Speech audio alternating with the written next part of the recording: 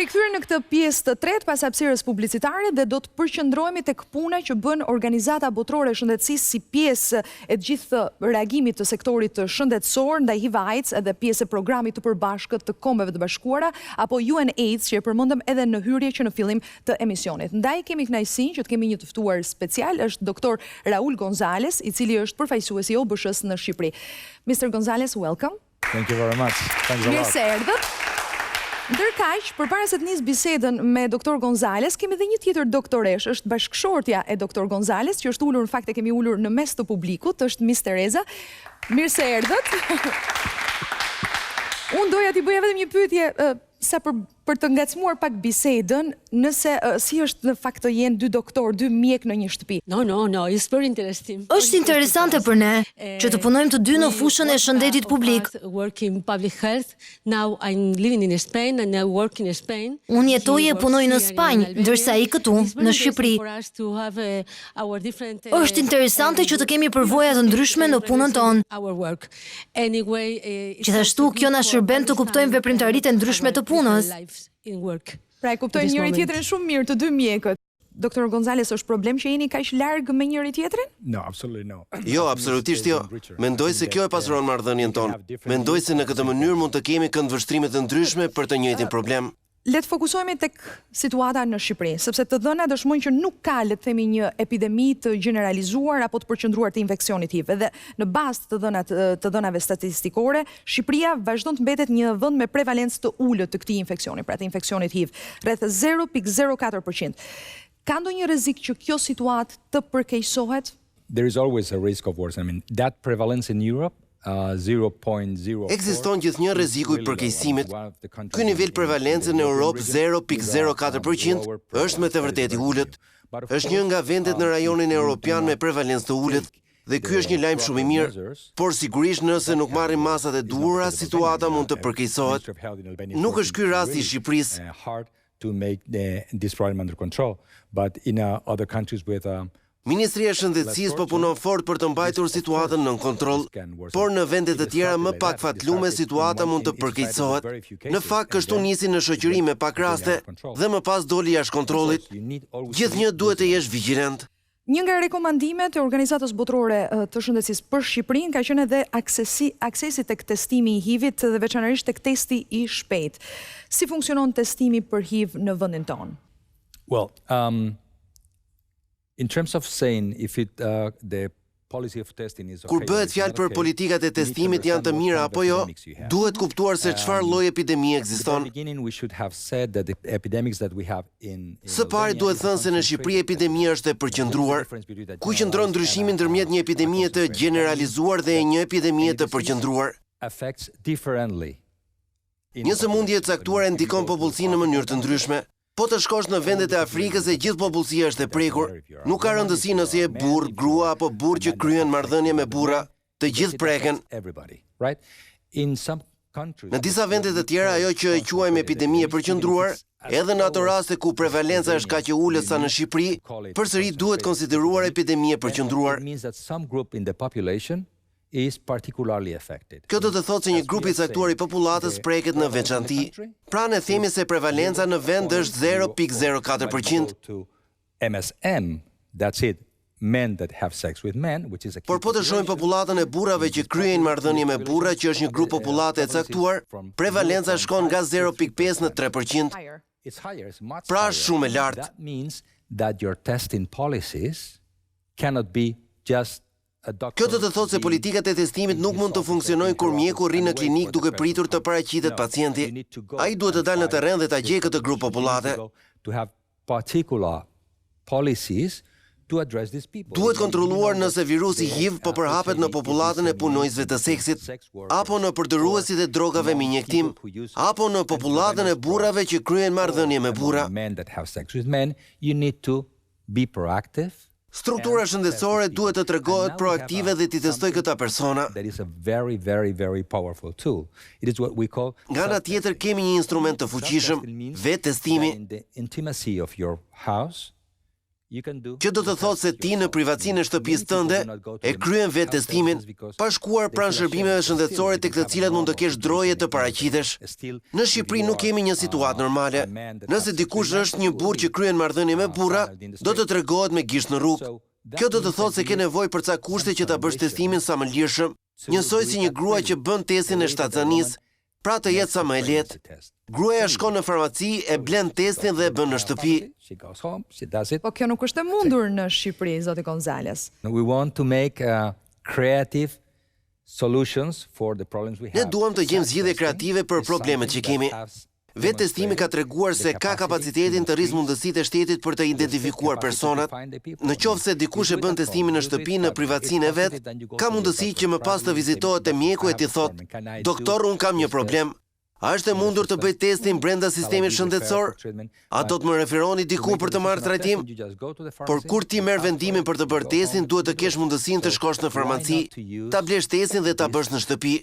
Atëherë pse mos të përdorim këto mjetet e tjera që kemi për të gjetur zgjidhje më të mira për popullsinë? Le të shërbej kjo si një thirrje, le ta themi, për autoritetet shqiptare që ta ofrojnë mundësinë e testimit edhe në shtëpi.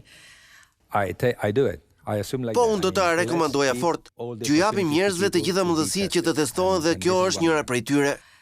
Natyrisht, një tjetër prioritet i rëndësishëm i Organizatës Botërore të Shëndetësisë është edhe mbulimi me terapinë antiretrovirale. Do doja në këndvështrimin tuaj të dija si është ky mbulim në Shqipëri. Which is the situation we have in Albania, as this is public data, so I can mention because it's completely public. Cila është situata në Shqipëri? Këtë mund ta them sepse i gjithë informacioni është i bërë publik. Me sa dihet prevalenca, sikurse e thamë, është lart 0.04%. Pra në Shqipëri do të kemi 1200 deri në 1400 persona që jetojnë me HIV-AIDS. People living with HIV, right? How many people do we have? Sa persona kemi duke trajtuar? On treatment? Around 700. Rreth 700. When you compare this to neighbor countries, it's good. Të krahasuara me të dhënat të vendeve fqinje, ato janë të mira. Përqindja e personave të trajtuar është diku mbi 60%. Kjo është mirë. Qeveria shqiptare duket se po bën një punë të mirë. Duhet të theksoj një shifër. Në 2018, nëse nuk e kam gabim, ishin 102 raste. Nga këto 102 raste, 97 ishin në trajtim, pra një arritje suksesshme. Pothuajse të gjitha rastet e reja ishin duke u trajtuar. Kjo pjesë është në rregull. Almost the totality of new cases went from treatment. So that part is good. What does Albania need to improve? They need to find... Ç'duhet të përmirësoj Shqipëria? Duhet të gjej 400 fantazmat, le t'i quajmë, persona që jetojnë me HIV dhe nuk e dinë që janë të infektuar. They don't know that they are living with HIV, and this has a double reading.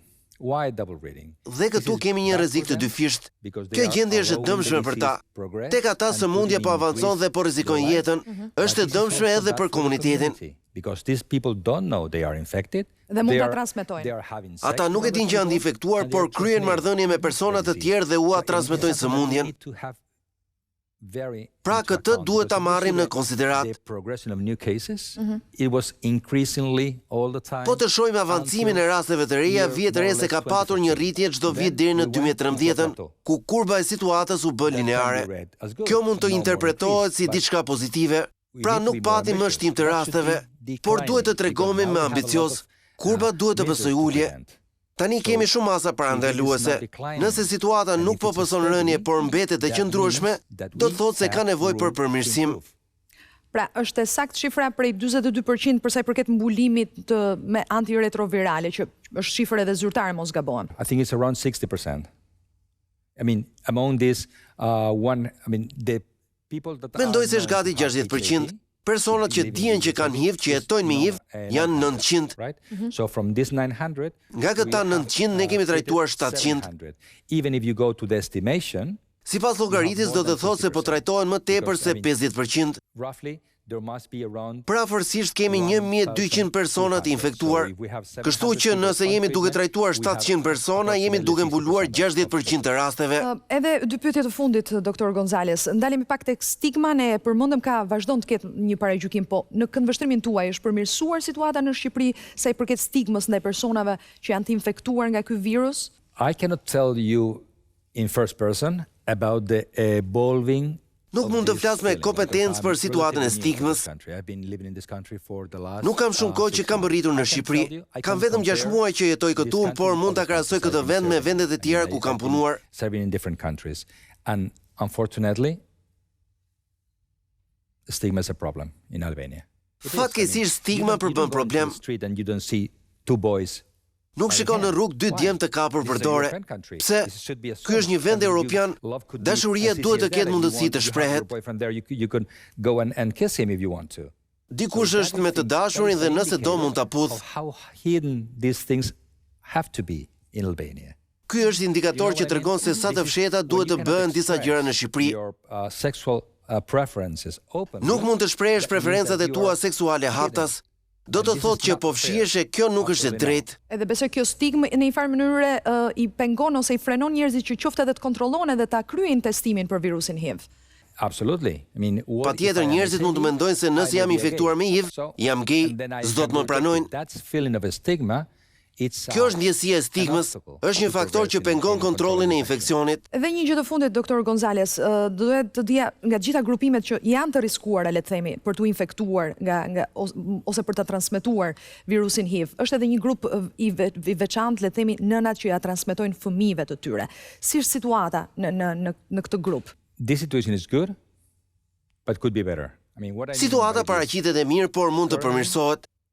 Ç'dua të them me këtë? Aktualisht në vendet europiane mund të kemi 0 raste. Çdo gjë që nuk është 0 raste duhet të përmirësohet. Nuk ka justifikim. Jemi në 2020 dhe nuk ka asnjë justifikim që një foshnjë të lindë me HIV në Shqipëri. Duhet nxitur testimi, duhet të përfshihen në analizat e shtatzanisë dhe jo vetëm një herë, por disa herë gjatë shtatzanisë.